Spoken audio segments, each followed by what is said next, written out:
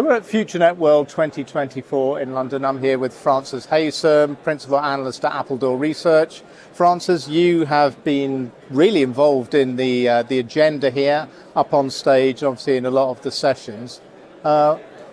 Overall, what's been your main takeaway? What has surprised you or enlightened you at this event?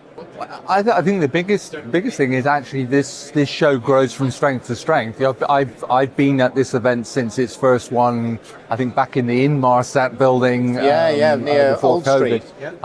And I think it's always had this wonderful dynamic of a realistic agenda between people not afraid to say the difficult subjects and the things that work and are not working, and to have a dialogue in the industry. And this one, just like last year and the previous ones, has kind of built on it. It's much bigger. It's about, I think it's approximately 1.25 times as big as last year, which is great. And the dialogue's been great. Some old friends here as well, and also some new entrants here. As you know, I was at KubeCon a month ago, and it's great to see some more of the kind of software development places. Not just Red Hat, but now GitLab as well coming into the fold here. So that's a good sign. So yeah, conversation's been great. Lots of dialogue, lots of CSPs here. That's actually the key thing, and lots of CSPs, not just at the C level, but at the kind of doing level and operational level as well. So that all good. Now, a lot of the conversations here have been around automation. And of course the use of AI in that. It's very noticeable here that a lot of the companies from the vendor side of the fence are the kind of companies that we would normally expect to see at TM Forum events. They're companies that have come from the sort of OSS and BSS world, and for me, I think that's really good as well. But have you managed to get a sense from this event about where that particular part of the sector is going? Obviously, automation doesn't happen without the software to enable it. Is that software coming from that traditional telecom software sector, or is it coming from elsewhere? Because I've heard more and more from more and more operators here as well that they're having to do more stuff in-house these days because they can't get it from the vendor community. I think it's a little bit of, but the answer, as with all good questions, it's a little bit of both on that area. Definitely, the vendors that are in the room here are really quite pushing the boundaries in terms of what can be done. As I've already mentioned, you've got the industries other industries coming in from outside. I think the tension is actually quite a lot of it is, do you see yourself as a CSP as being unique, and you have unique requirements that need your unique solution? And I think there's always been that sort of tension between, do you take something out of the box and use it, or do you customize it to your particular? Now that's been decades old problem in OSS and BSS there. I think that the challenge is to recognize how do we start to use common features? How do we actually how do both the CSPs recognize where they are really different and that they're really investing in where they are different? And how do we see that they can use common capabilities either from the traditional vendors or from new entrants along the way? So I think it's neither black one way or white completely the other way. The second thing I think is I think everybody's wanting to do quite a lot at the same time. You've got AI as the generative AI as the next best thing coming in here. And again, there's a lot of demands. I think as we haven't quite worked out where does Gen AI sit within this one. Many in the industry will be looking for standards to to define what it is that they do. And again, that naturally lends itself to a kind of bespoke or customized way of doing things.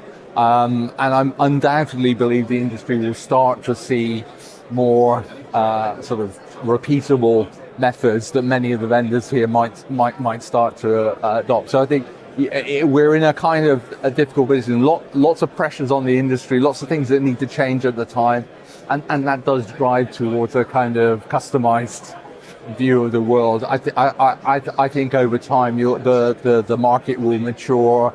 You'll start to realize actually I can buy a lot of that capability from the existing vendors or the new vendors, and also I think the important thing is actually realize the CSPs need to be innovating, but it's not necessarily innovating by replicating what vendors can bring them all today. Right.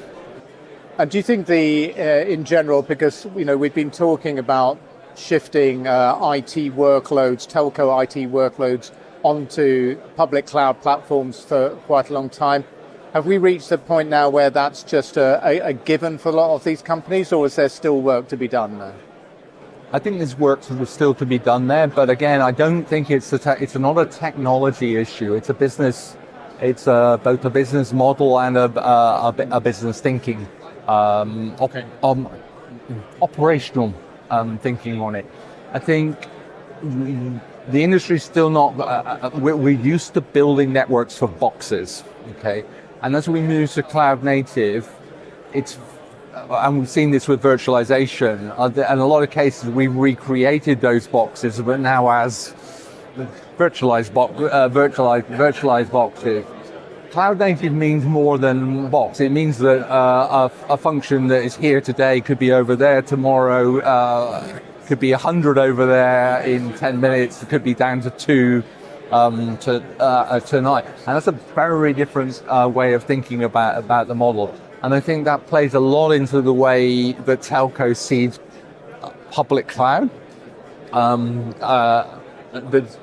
Some in the industry say, look, public cloud is just far too expensive. And in one sense, they're right for a network that is very pre-planned, known capacity, known number of subscribers that will be using a certain area, known services, etc. Okay. The model of telco already knows how to capitalize that. Now capitalized as a data center or an edge data center, they're very good at doing that one. I think the public cloud, if you look at a lot of where public cloud has really taken off in other industries, it's where you don't know which services are going to be. You don't know the type of capacity you will need today, tomorrow. You could have a server. It's the old TikTok. TikTok starts as a small thing, and suddenly it's billions of transactions. That thing cannot be done on a capex maximum size problem. That's where the elasticity of the public cloud comes into it. So I think there's a lot of thinking that needs to go in where we're steady state. We're probably going to end up as hybrid and private cloud, because that makes absolute sense. But where we're uncertain, we need that elasticity, and we're going to get business benefit from paying. You are paying for that elasticity, but if you can work out what the business benefit that comes from having that elasticity, it's a very different business model, business success criteria. Okay, and we've got quite a long road ahead of us in that. I guess the industry will follow in due course. Okay, well, Francis, great to talk to you. Good to see you as ever, Ray. at this event, and it won't be long before we are in the same place again for a few other industry gatherings. Next one. Great stuff. Thank you, Ray. Look forward to seeing you soon.